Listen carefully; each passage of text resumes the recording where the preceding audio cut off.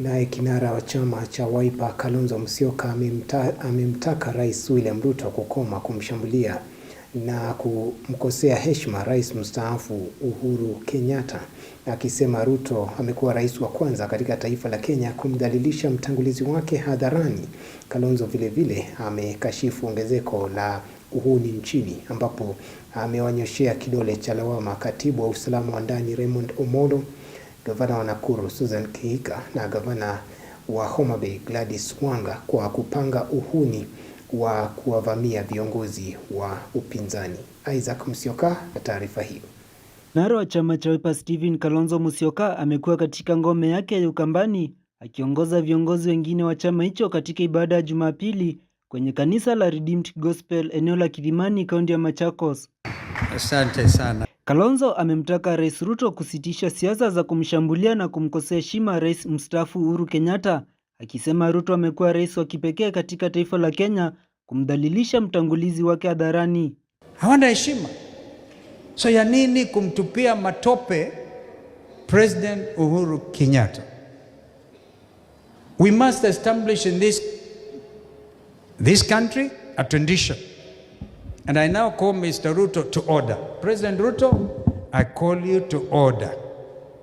The first president, the founding president, Mzee Jomo Kenyatta, akalala, akamwachia the second president, Daniel Toroitich Arap Moi, akimtaka Uhuru kujiuzulu kama mwenyekiti wa Azimio la Umoja, ikiwa ndio sababu kuu ya viongozi serikalini kumvamia, ambapo amebaini kuwa hatua ya Uhuru kusita kuwa mwenyekiti wa Ruwaza mwaka 2060 ndio imewafanya viongozi wa Kenya kwanza kumvamia. Uhuru Kenyatta is the fourth president of the Republic of Kenya.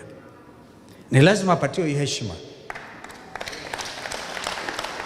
Na mimi mwenyewe nimesema hivi Ruto unashambulia Uhuru kwa sababu ni chair wa Azimio la Umoja One Kenya Coalition. Nimemshauri aondoke hiyo nafasi so that you don't throw mud unnecessarily at Uhuru Kenyatta. Uhuru Kenyatta ana sifa dunia nzima. Vile Kalonzo amekashifu ongezeko la uhuni nchini, ambapo amewanyoshea kidole cha lawama katibu usalama wa ndani Raymond Omolo, gavana Nakuru Susan Kihika na gavana Gladys Wanga kupanga uhuni na kuvamia viongozi upinzani. Linda Mwananchi team walikuwa naenda leo, na some of them ni wabunge wetu kama Mheshimiwa Kimilu, mjumbe wa Kaiti, wamepigwa mawe heavily. Wanahabari makamera zao wameharibiwa, tukiwa hapa leo zimeharibiwa. Hawa sio magoon, hawa ni militias.